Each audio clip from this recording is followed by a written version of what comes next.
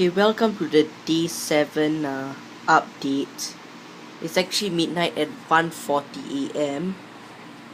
Is it? No, I think this is 2:40 a.m. Yeah, it's 1:40 a.m. Because as far as I know, most Linuxes set the internal real-time clock to UTC or GMT time, and then just add the +8 or any increments in software. I have experimented with a few different Linux distributions for my what I'm going to call my TV. No, I'm gonna call it my HDPC Pavilion. Or you can just call it my TV PC. It would be hooked up to the TV up there, which you cannot see. But for now, I don't have my HDMI to VGA to HDMI adapter, so I can't really use that. So for now, I'm just using this HP monitor here, and which is like, if I zoom in here, now this is the same monitor I've used with my HP T5710.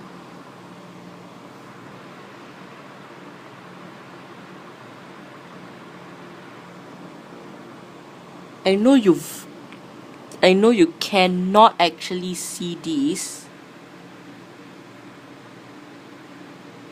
Well, if you look really hard, you can see a little bit.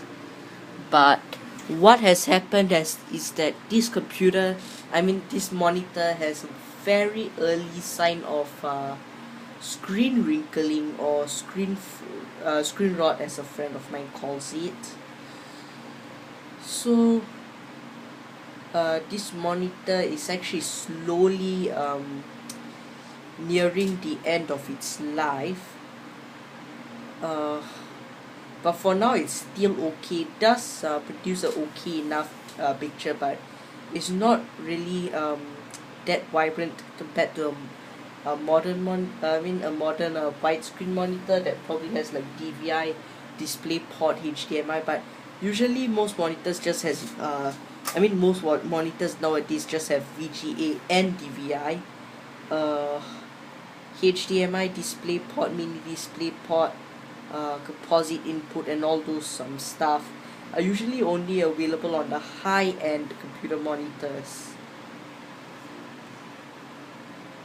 So I only have the basic, and then in my computer collection for my monitors, I only have like the basic entry-level monitors that usually they only have VGA input. Anyways, so the remote with this I'm going to use is this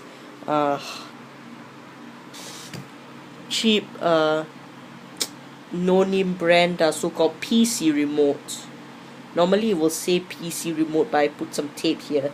What I did with this is that the coin battery holder got broken, so I just hacked in a AA battery holder, which makes it kind of ghetto, but it's what I have.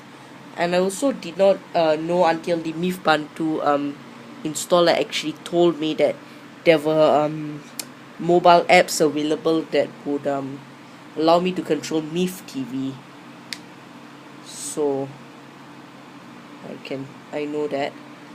Anyways, the remote now is okay enough for what I would like to do. Although I am ordering a much better remote off of Deal Extreme.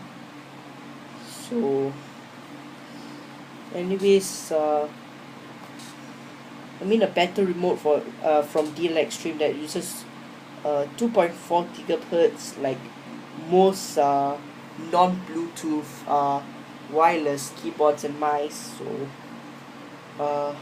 basically it's more of a landscape form factor than the traditional remote form factor. It has a small trackpad and a keyboard. I'll just put a link in the description if I remember to put a link in the description. Again, if you if I forget to put the links, just remind me in the comment section.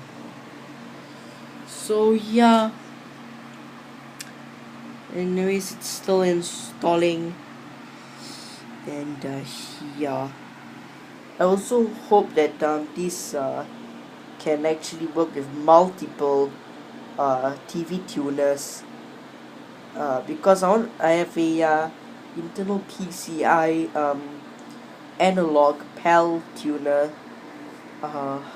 There's gonna be the main tuner and have a secondary DVB-T tuner. It's one that I hacked up, but it does work, but um, it doesn't really work properly. I mean, it works with the standard definition channels, but not with the HD channels. If you load the standard definition channels, it works perfectly, but if you load HD channels, then it will play, but it sometimes will stutter. Part of this is due in part to the maybe the chip or something, because it's not cooled properly, and part of that is to do with the reception. It's only a DVB-T tuner. I found a much better USB tuner online that I am planning to get, but not at this moment. So yeah, and then besides MIF TV and local media MIF TV for the TV tuners, and an external USB hard drive for the local media, because I want to save the internal hard drive for actual recorded TV shows. So the only other stuff I'll be using would be included Chrome browser. It's actually Chromium, which is the what Google Chrome is based on. It does a lot of things that Google Chrome can do, including Chrome Sync. Yeah. So it's good that Chromium mostly works mostly like Google Chrome. So the reason why they give you Chromium rather than Google Chrome is because it is actually loaded into like the Ubuntu repositories, or just call it the Ubuntu software center, so you can get it from the software center, unlike Google Chrome, which adds its own repository, a small repository with all the updates. So yeah, so for the content I will have on here, I will have local media on external hard drive, internal hard drive for recorded TV, and MIF TV for live TV. Then I'll have YouTube TV, which is it is on youtube.com, but it's a version of YouTube optimized for like smart TVs and stuff. And then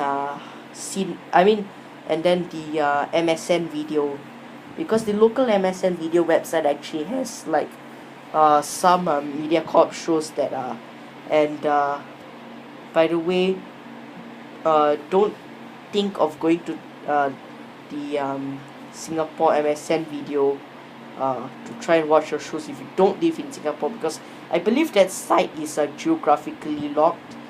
Also, I am planning to subscribe to MediaCorp's Toggle service for even more shows, so that probably adds up to like 5 sources of videos, so I'll have a lot of entertainment options with this.